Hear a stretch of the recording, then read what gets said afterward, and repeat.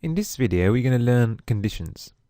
So, what do we mean by conditions? Basically, we're going to be executing some code depending on some conditions that we're going to define ourselves.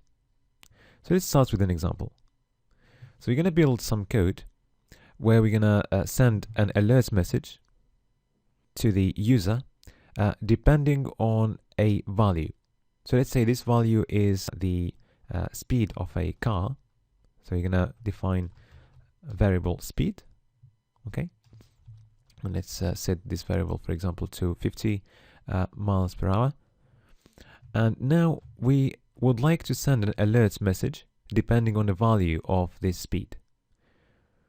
So the syntax is going to be if, okay, followed by the condition.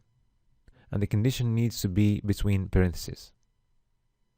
So the condition could be if speed is greater than 70 miles per hour. Okay, now we're going to send an alert message, and the code is going to be within curly brackets. I'm going to say window alerts, you are going too fast. So again, what we have done here, so we set the condition, so if speed is greater than 70, and then the code to execute if that condition is true, okay, is this. So let's try and see. So F5 to refresh, nothing happens because our condition is not true. It's because the speed is too low. So let's change the speed to 80 and save, and now we can see the alert message, you are going too fast. All right. So now we can add another piece of code. So we can say, if the speed is greater than 70, send this alert message. And if otherwise, we want to see something else happening. Okay. So we can say else. And then we're going to put the other piece of code to execute if the first condition is not verified. So we can say window alerts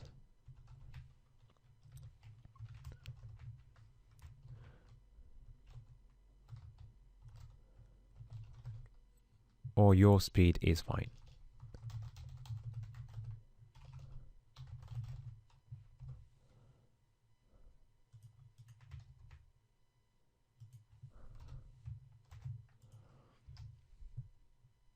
Okay, now let's change the speed to 50, for example.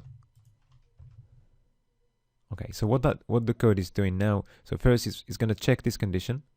So the condition is not verified because we are doing 50, so we're going to go to the else piece of code, and then we're going to run this code, and you get your speed is fine. Okay, so now let's say that if the speed is less than 70, but if it's too low, below 40, for example, we want to send another alert message. We want to say you are going too slow. So let's say we are on the motorway. If the speed is less than 40, it is actually slow. So how are we going to do that? Basically, you're going to have 3 or 2 conditions and then else. So the first condition is if the speed is more than 70, okay? And the second condition is going to be else if the speed is less than 40. So this is the syntax we need to use.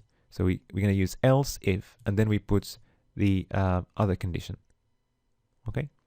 So else if the speed is less than 40, okay, then we're going to alert you are going too slow.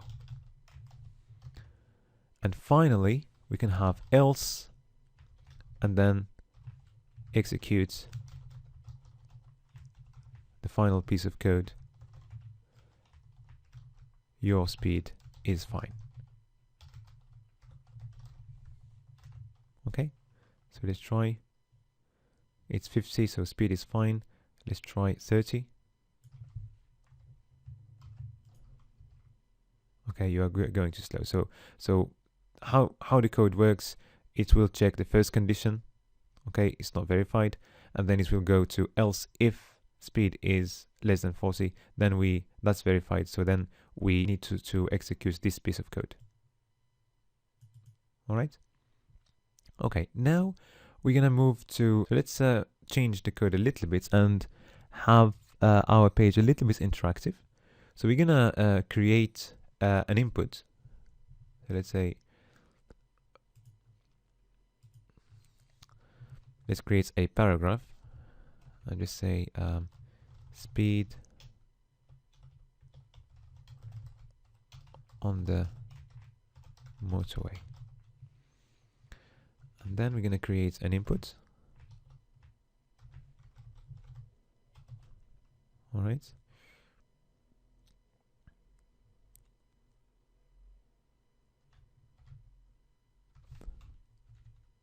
And we give it an ID.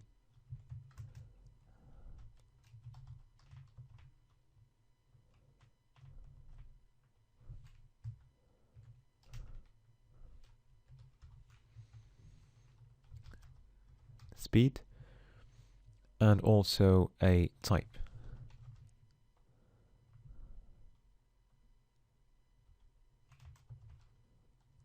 It's a number. Okay. All right. And we're gonna create a button.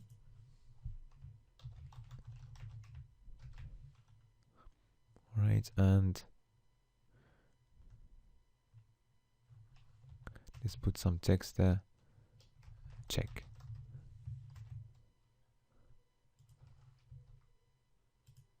Okay.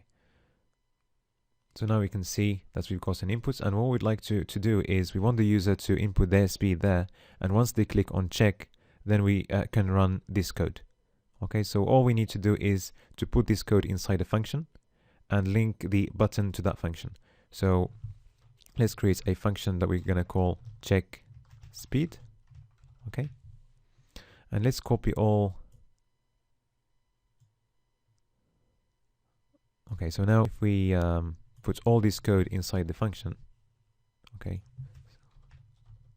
the function is going to be like this, and we're going to put all the code that we had previously, and rather than defining the speed this time, so we want to retrieve the speed from the inputs of the user, which is this. So we need to set the speed to document get elements by ID, and in our case the input's ID is speed. All right, and we want to set that to we want to retrieve the value of that input. Okay, and we need to link the button to the function by saying on click we are running check speed. So let's try it. So let's try 80 miles per hour and check. You are going too fast. Let's try 50 miles per hour, and it says your speed is fine. And if we try 30 miles per hour, it says you are going too slow. So the code is working. All right. So this is for conditions using if. Now we're going to move to something else. We're going to move to conditions using switch. So it's a little bit different. So basically the switch function will actually check a few conditions, okay, and then it will execute some code just as we have done with if, but it's a little bit different. So let's have a look. So we're going to create another input where the user is going to input a season, and the code is going to return an alert message depending on the inputs of the user. Okay, so we're just going to copy paste the paragraph we created earlier. And then we're going to change it a little bit. So we're going to have here your season now, and then we're going to give it an ID, season. Okay, or just my input. Okay, and we don't need the type for now. And then the button, you can name it submit, and we're gonna run a function that we're gonna define later on. So, and let's call this function check season, for example. Yeah. Okay. So now let's create this function. So function check season. All right.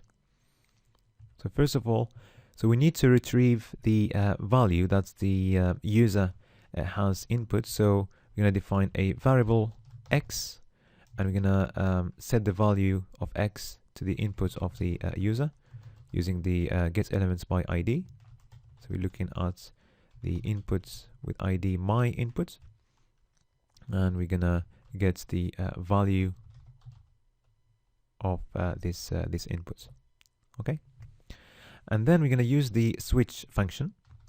So this is the syntax. So we need to use the switch function. It needs a parameter. Okay, so our parameter is going to be x, because we're going to be assessing the value of x and looking at different cases.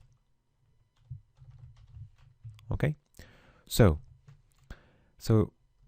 first case, and we need to use the case keyword, is going to be summer. All right. And if this case is verified, then the alert message is going to be window.alert. It is summertime. Okay. And then we're going to have another case, but before we do that, we need to break. So if the case is verified, so if we have this case, then we're gonna run that code, and then we're gonna break, and the code is gonna stop here. We're not looking at the rest of the function. Okay, but if the case is not true, then we need to have a look at the next case, which is winter. Okay,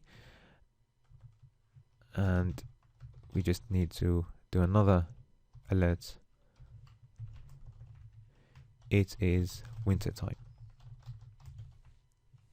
Okay, and then we break after that. So after each case, we have piece of code and then a break. So just make sure that there is no nothing between the case and winter. There is only space. Okay, and this is how the syntax of break works. So now let's add two other cases. One for spring and one for autumn. So spring, it is springtime, and then the last one.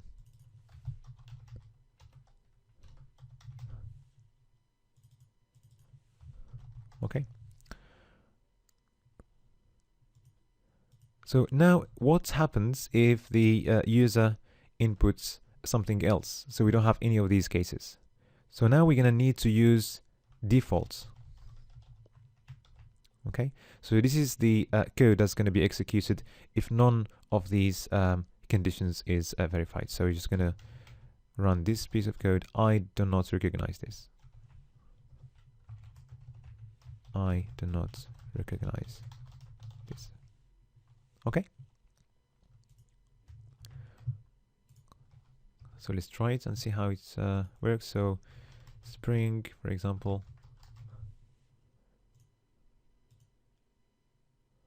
Okay, it's not working. Let's have a look at our console and see what's we've got something, an expected token 28. Okay, so following the case, it's not a semicolon, but it's a colon, so we need to, we made a mistake there.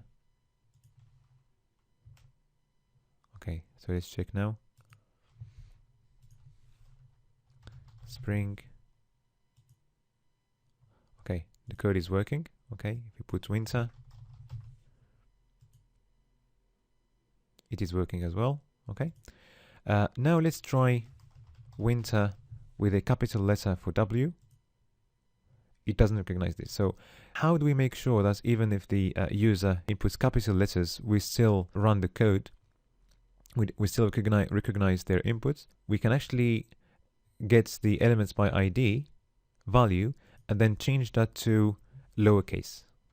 Okay, so we can do to lowercase.